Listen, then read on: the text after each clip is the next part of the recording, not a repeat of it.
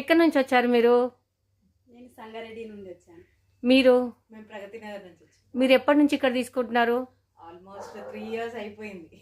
మీరు? నాకైతే 10 years పరిచయము.